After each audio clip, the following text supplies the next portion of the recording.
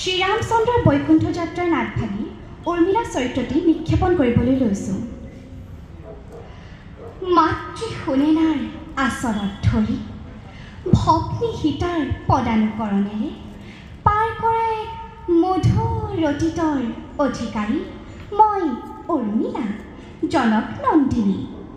অযোধ্যাৰ ৰাজ সুখ ৰাজ মৰ্যাদা গ্ৰহণ কৰি বৰিছিলোঁ লক্ষ্মণক অগ্নিসাক্ষী কৰি, ৰচিছিলোঁ অনেক সপোন বিবাহিত জীৱনৰ।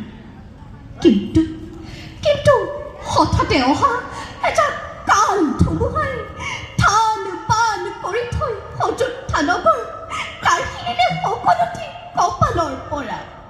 কোনো এক অশুভ মুহূৰ্তত শুনিবলৈ পাইছিলোঁ প্ৰভু শ্ৰীৰামচন্দ্ৰ আৰু ভগ্নী সীতাৰ সহিতে গুচি যাব স্বামীবোৰ 14 বছৰ বনবাসী হৈ।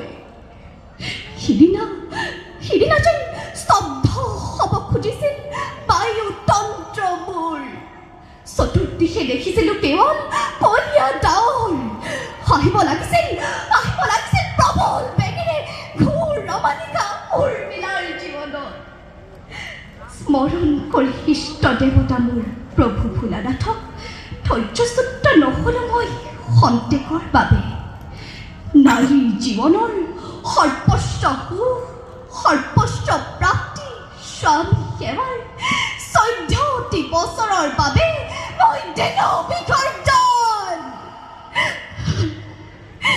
সেইদিনা বাৰু অযোধ্যাৰ কোনো জনতাই তিনি ৰাজমাতাই এবাৰলৈও ভাবিলেনে কেনে আছোঁ মই? মাহ হালধিৰ গোন্ধ থাকোঁতে শৰীৰত গধুৰ শিল বুকুত বান্ধি কেনেকৈ জানিছিলোঁ মই স্বামী দেৱতাক। সেই কথা অপ্ৰকাশ্যে ৰাখিলোঁ মনত। সেইবাবে হয়তো গোপনে থাকিম উৰ্মিলাৰ জীৱনৰ নিসংগ সেই 14টা বছৰ।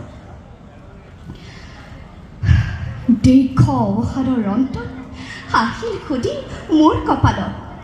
কিন্তু বিধিয়ে কাঢ়ি নিলে